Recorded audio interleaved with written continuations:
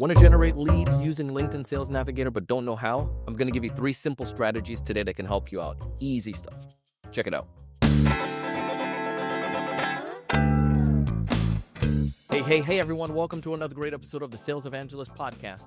I'm your host, Donald C. Kelly, the Sales Evangelist. And I'm so excited for another great episode. I'm so excited to be here with you today.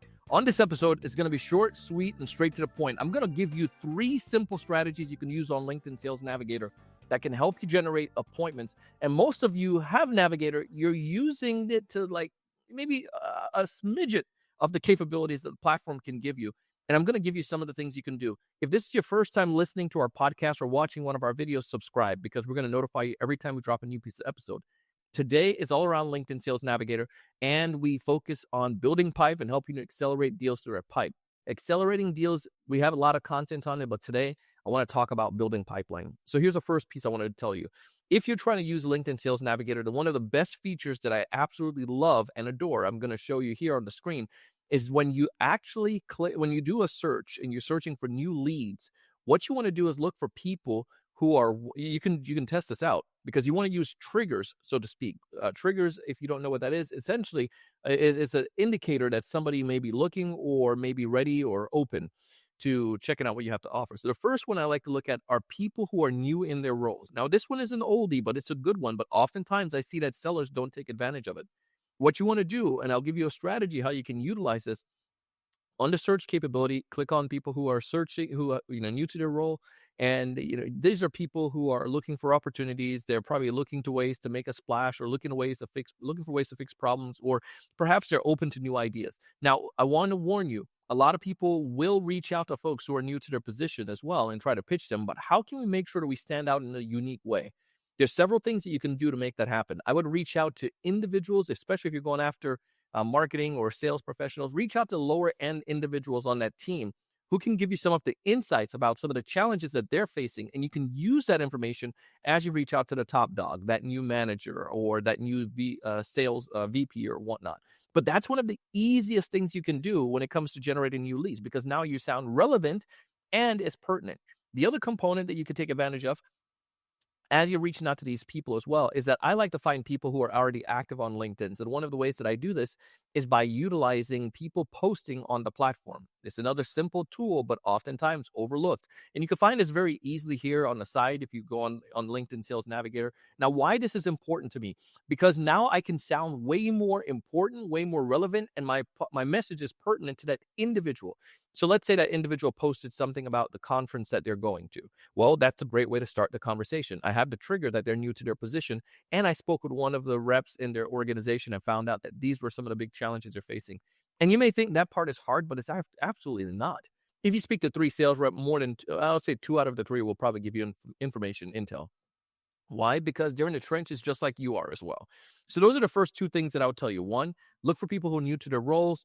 2, get contacted with somebody inside the, or in, I guess 1B, get connected with others in the organization to validate the issues before you reach out to them. And then also 3, look at some of the things that's happening in their world. If they're active on LinkedIn, those are some of the people that you can be able to engage with. Number 3. So here's one of the third things I'll tell you to do on LinkedIn is to look at people who are following certain individuals or certain companies. So let me give you an example. If I know that maybe some of my ICP are following a major influencer in the space, and I know that they're active on the platform, or perhaps better yet, I did this with one of our clients, people who are following our CEO. They were your CEO, depending on the company you're working for, your CEO or one of your executives may be active on the platform. You can use that, and then you can get a smaller in with those individuals. You can definitely try with somebody known in the industry, but you can't go and say something like, we're friends because of the fact that they follow a major influencer in your space. It just gives you people who may be pertinent and relevant to what you have to offer. But the way that I go about doing this with that executive is find those people that are connected. You can touch base with your executive and say, hey, I'm going to be reaching out to some of these people. I pulled this list. They're active on LinkedIn. They're new to their position, and they're following you. Come on, man, that can't beat that. So I would look at those individuals, and then and I'll share that with my executive and say, I'm going to reach out to these individuals. Anything that you might be able to know if you're close to your executive. If you're not close, they're way up the food chain. Perhaps you can just still do that search, and then you can make use that as a conversation. I see that you follow Donald on LinkedIn, blah blah blah, whatever you want to use as your message at that point. And we could go into that in another episode. The point there is that you have we call it the point of reference. If you can use that point of reference in your conversation with the prospect, they can see that you're not a total stranger, that you actually you have some kind of connection point. It makes that transition very easily. One of the things that I'd like to do with that is when you are, like, for instance, this client, their executive was on another podcast. Sorry, it was on in a magazine, and what they were able to do was take that article and share it with some of the people that already knew that executive, and was able to, who were in their space and who were new to their roles and so forth, and it just started conversation.